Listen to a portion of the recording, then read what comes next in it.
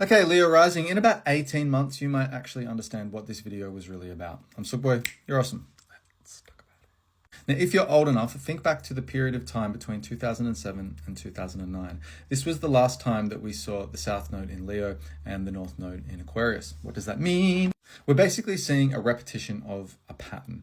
The South Node recently moved into your first house of Leo, and the North Node recently moved into your seventh house of Aquarius. By and large, the nodes shifting into this area of the chart, your relationship axis, the first and the seventh. It's very subtle. You probably haven't even noticed it yet, but it becomes more significant as we endure eclipse seasons that will now occur in your first and seventh house for the next 18 months. That will gain momentum, and there will be a much more focus on your important relationships, romantic, business, platonic, or otherwise. The thread, the narrative that may have been occurring back between 2007 and 2009 is resurfacing, and it might be weaving its way back into your life. History doesn't repeat, it rhymes or it echoes. So we won't see the exact same situation or circumstances play out. But if you can remember, and if you were alive in that time, you can use that as a reference point or an anchor when you want to reflect moving forward. First up, let's distinguish the difference between Leo and Aquarius. Let's nest this in some context. Think about Leo like your own cult of personality. What is your temperament? What are your personality traits? The Leo archetype is about leading, taking the initiative. Now, you may not associate yourself as a very confident person. Everyone suffers from insecurities. But the difference with Leo is eventually it just does it anyway. It has that bravery and bravado and willingness to assert itself and again, take the initiative, motivate and inspire others.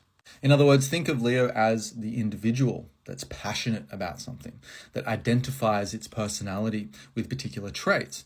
Now, Aquarius, on the other hand, that's about the future. Sure, that's about your network, your friendship circles, your humanity, what you contribute to society. But in a nutshell, it's culture itself. Rather than Leo being the cult of your personality, it's how you show up amongst other people.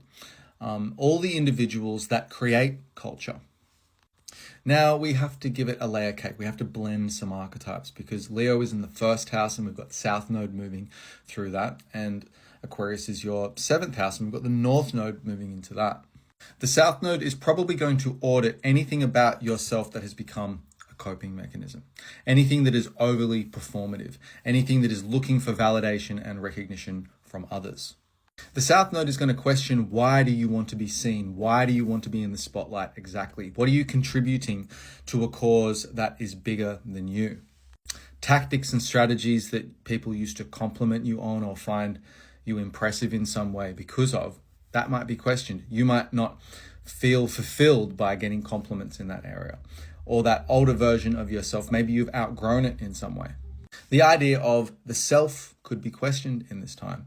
The need to be seen, the need to perform for others, the need to have a lot of output, the need to be in the spotlight, the need to be an impressive person in some way might not be as important to you moving forward.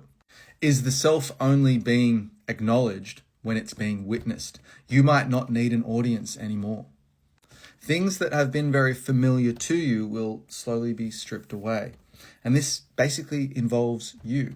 Attributes, traits of your personality that you really relied on, that you found were anchors or cornerstones of your personality, they might just dissolve away. And you might invest yourself more so in the concept of we and us, less about selfhood and self-definition, and more about how you relate and contribute to your meaningful relationships. And these meaningful relationships might be really exciting and different and provocative and progressive. The North Node gives you an instinct around momentum. It wants to reward you for testing your comfort zone, testing the comfort zone of who you thought you were and who you thought you were attracted to or who you thought you might have some kind of agreement with, romantic, business, platonic, or otherwise.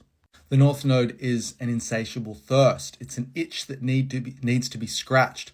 Whereas the South Node incinerates things that aren't working for you, the North Node will amplify the things that you're not really comfortable with, you're unfamiliar with, but ultimately are very rewarding.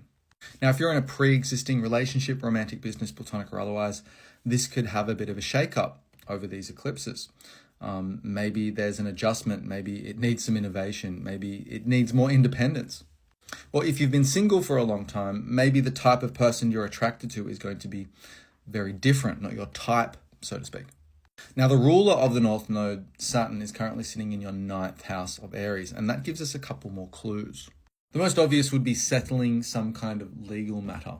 Saturn is ruling your 6th house as well, so it could be workplace related, but it could be a contract or a divorce or a breakup of some sort where a lawyer needs to get involved.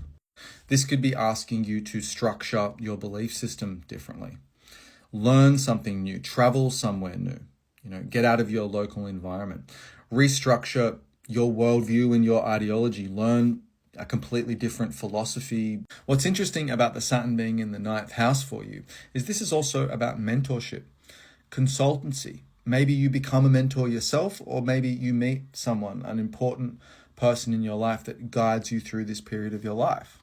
Saturn could also put a lot of pressure on you to publish more, to write more, to, make your ideas concrete and put them out there in some way.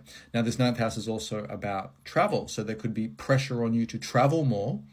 And that additional pressure could be putting a lot of pressure on your relationships, if that makes sense. You haven't got enough time to actually, be with your relationships in a concrete way, and you might need to make additional commitments or agreements when it comes to this 7th house and who you're really dealing with, so they can potentially be a bit more flexible, and this could change the dynamic of the relationship because you're traveling more. If there's one thing I could leave you with, it's about not impressing others and contributing more to pre-existing or new relationships in a more meaningful way. It's not asking you to be more attractive or more charismatic. It's asking you to be sincere and authentic.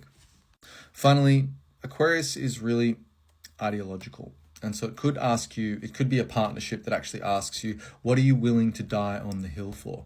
It's rebellious in nature. It's not necessarily there to be liked. Sometimes it's saying the truth, saying something provocative, pointing the finger at the old established ways of doing things and saying, no, I'm not standing for that anymore. Viva revolution, I protest that. This really gives me activist kind of vibes, and many of you might, show up to more protests or activate yourself and actually fight the power in some way. As a thank you for watching this entire video, please feel free to send me a DM. I'll send you a coupon code for 30 Australian dollars off my natal and transit readings for new clients in particular. Only love, positive vibes always. Hope that helps. Okay, bye.